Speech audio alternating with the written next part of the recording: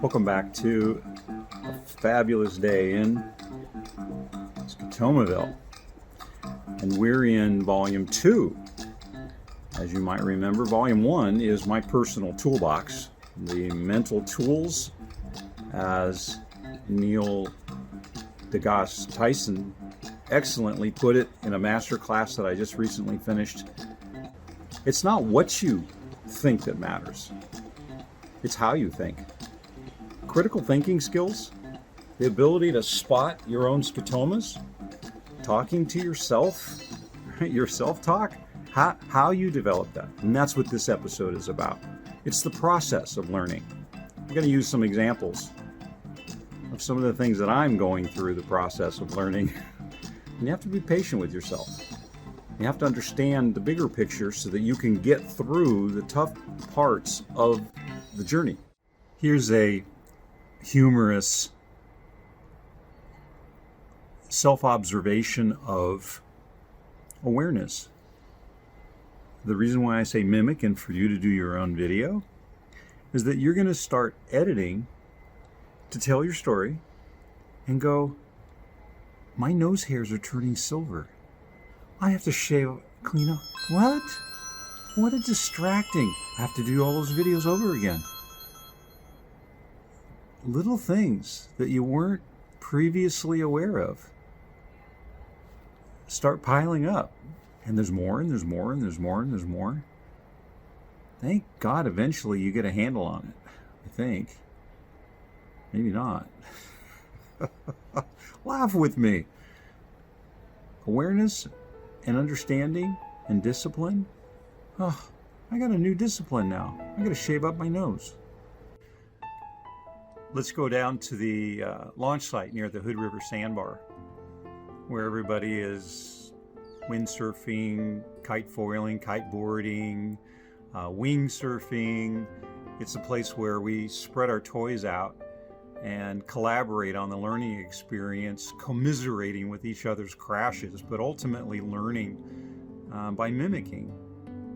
There's lots of learning going on because we're all willing to fail, often fail forward. We get up and try again. All of these things that we do on the water are very similar to your journey of self-awareness. It starts with being unconsciously incompetent. That is, you're not even aware of how bad you are. So the very first thing you do is move on to becoming consciously incompetent. That is, you now know how strong the wind is, how bad the conditions are for your skills, and all the things that you need to learn by practice. So you move to the third stage, which is becoming consciously competent. That is, you're practicing things that you're learning, like the tools from book 1. Ultimately, you'll become unconsciously competent. You'll be able to just jump on, get up, and go where you want to go. You'll be in control. 4 stages. So it starts off unconsciously incompetent, becoming consciously incompetent, moving on to consciously competent, and then finally unconsciously competent. That's why we practice and crash a lot. So, you went from windsurfing to wind foiling, and I would bet that you experienced going from stage 1 to stage 2, which is to go from unconsciously incompetent to becoming consciously incompetent. And I feel for you because that's the most awkward time. Yeah, and my shin is proof. Yeah. Even though he explained to me to stay away from the foil, I managed to kick it good and hard with both of my legs, probably a dozen times or better. And so, unconsciously to consciously. Yeah. Another. Onus probandi. Remember, the burden of proof is on the claimant, not on the recipient. 2 years ago, I shot an episode about dataism and global challenges like pandemics, and that we better be aware and be prepared. Here's my evidence on iterations, on practicing, on doing things again and again and again until they become second nature. They become unconsciously competent. For the first time in history, more people die today from eating too much than from eating too little. More people die from old age than from infectious diseases, and more people commit suicide than are killed by soldiers, terrorists, and criminals combined. Up till now, increasing human power relied mainly upon upgrading our external tools. In the future, it may rely more on upgrading the human body and mind, or on merging directly with our tools. This is why it's so vital to think about humanity's new agenda. Precisely because we have some choice regarding the use of new technologies, we had better understand what is happening and make up our minds about it before it makes up our minds for us. You've heard the saying that the devil is in the details. About the process, subtleties are the thing you have to capture. Our habits are perfected. We're not even aware of them. Awareness leaves you in a confounded state because it can point out to you what you're not doing right. But unless someone tells you what to do correctly, you can't fix it. And so you can be stalled and stuck. And it can feel horrible. It can end in divorce. It can be bankruptcy. It can be, if you stay there, stuck, fixated in this place. So be sure that when you gain awareness of an issue, that you seek out the remedy. Let the learning begin. Absolutely. Okay, how did I do that? You seek out the new habit to create. And I'm saying through mimicking, you can get out of Scotomaville, right? By following someone who's been there, by asking questions of those that have already gone into self-awareness and self-understanding and ultimately actualization. In my first lesson or journey in how to windsurf, it's a number of things that play in this process, from the equipment, having the right equipment, to the order in which the equipment is put together. And Daniel had me holding the sail and practicing with the sail on the land so I can get used to how to hold it and the wind's resistance and where my hand positioning needed to be and my feet, to then carrying that gear down to the water, putting it in the water with the waves. So we had to wait a little while because the wind had picked up. And so then once I'm in the water, now I'm having to learn how to climb onto the board, get to my feet and balance, uphaul, and then once again what I practiced on land beforehand, positioning my hands on the boom so that I could stand up and balance. So for me, it was looking at all these little bitty things, I don't know what I don't know, but following his lead, someone who's been there for a long time and has done this work for a long time, being grateful in what I was able to achieve, and being okay with there's so much more to go. And it's going to take time and practice and consistency in honing my techniques while remembering the process along the way. Let me slow the pace of this episode in order to help you really absorb the significance of what I'm about to demonstrate. You see, I've been working on this episode now 400 video clips. That's 4 times the normal episode number of videos. It's been 5 going on 6 weeks for this one episode. And it's because I have had to sleuth out the real message, right? Detective, Sherlock Holmes, to sleuth. I I've had to find my own scotoma with my production pace. See, my expectation was, hey, 1 episode a week, because that's what I did volume 1 with. Nay.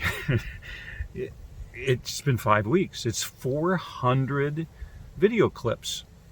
And I've really struggled emotionally with what I felt was falling behind, because I expected things to continue as they have been.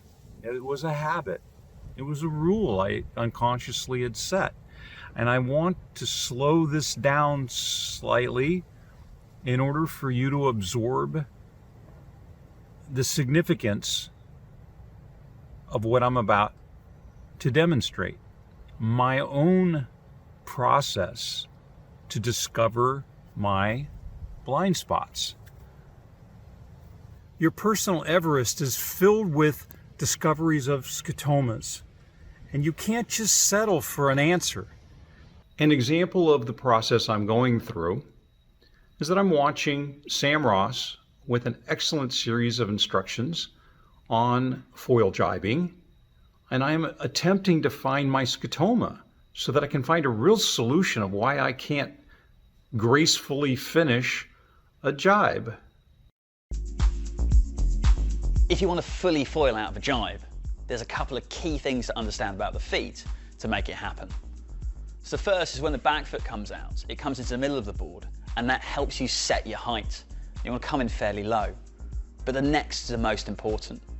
My back foot then works all the way across before I go into the jibe, and right back by the back foot strap. It goes all the way back because it helps me keep the lift on. And also, by having the feet a little bit wider, in the middle of the jibe, it's easy to shift your weight forward if you want less lift, or shift your weight back if you want more lift.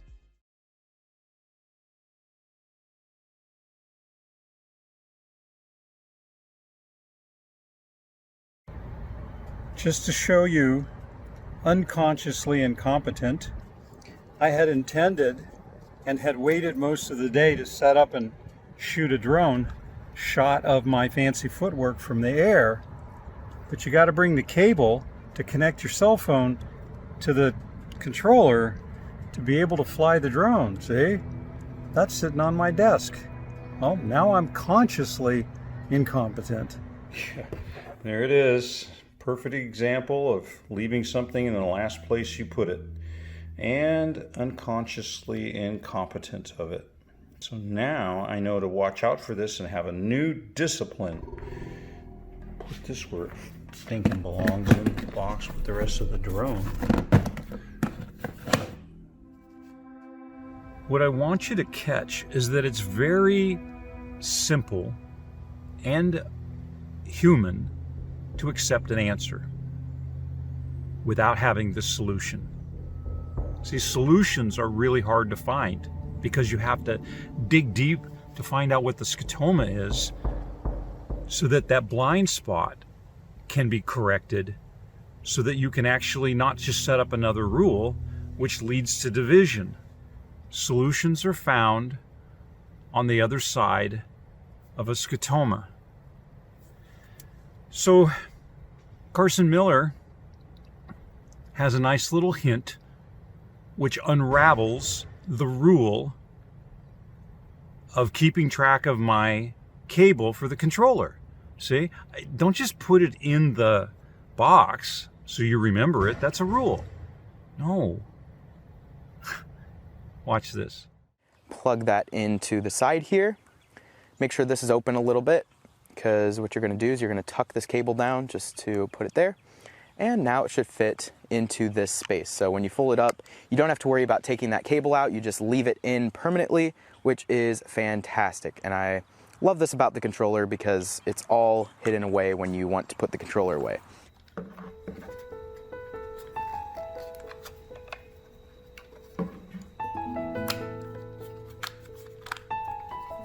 You gotta be kidding me.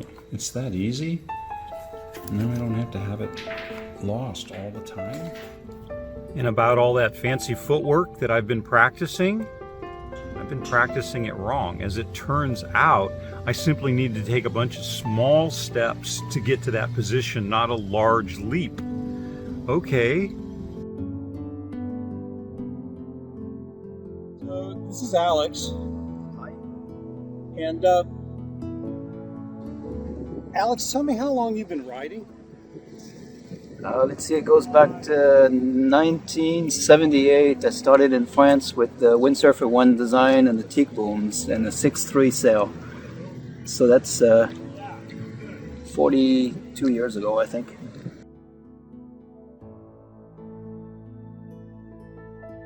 Tell us about what we're watching. You went from here at the launch site to Stevenson and up to Mosier? What in the world? It's a little sightseeing trip in the gorge. It's perfect. There's can't get lost. 145 jibes. You counted? I think so, yeah. How long did it take you practicing to be able to get your jibes down on a foil? I did my first foiling jibe the third time I went out on the hydrofoil. This is what we call unconsciously competent, right? Just absolute natural at it. I don't know.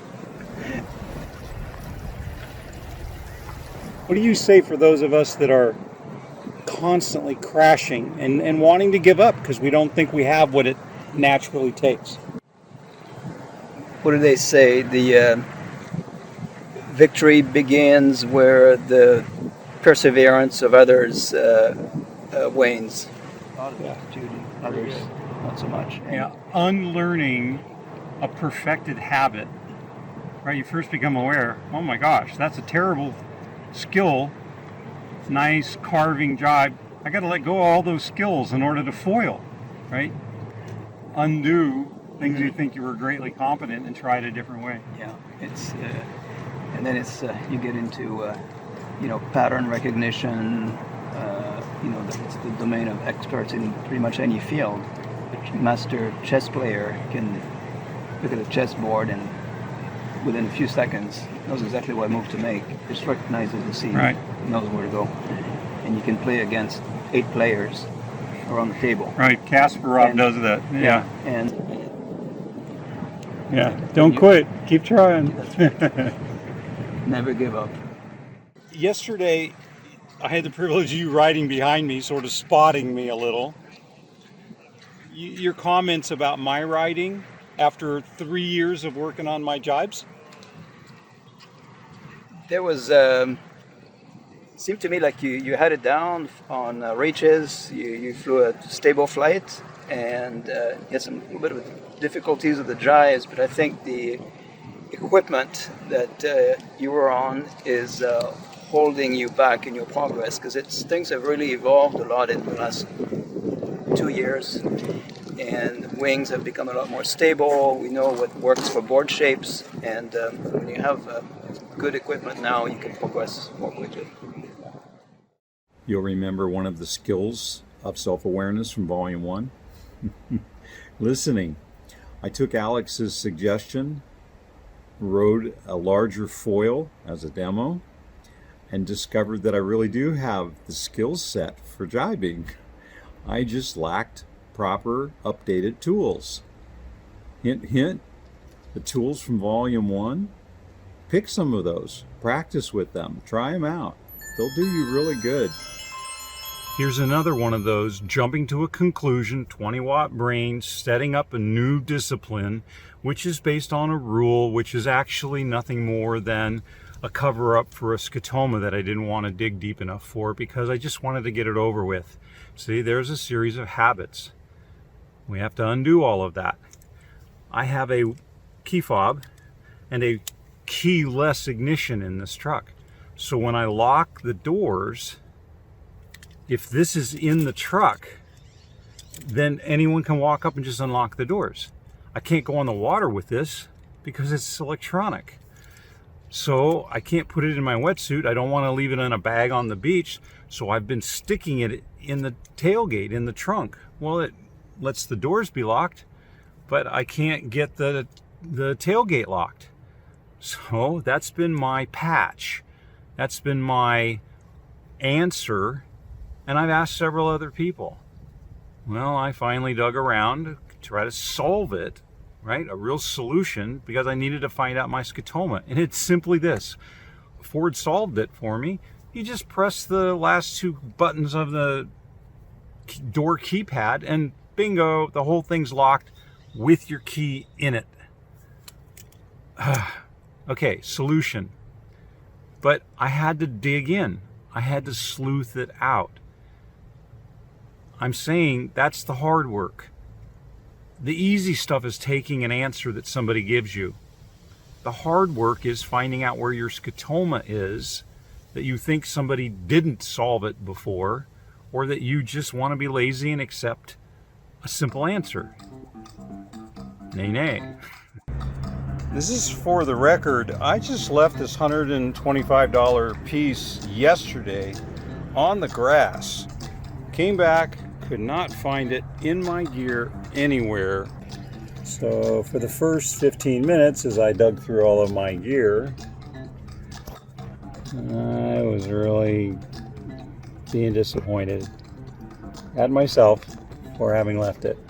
And lo and behold, somebody had left it on a picnic table for me, and no one else walked off with it. That is amazing. Usually, gear just walks off down the road. And I actually left it on the beach yesterday. And it's still here. But now I'm really encouraged that somebody else considered my situation and left it for me. Thank you.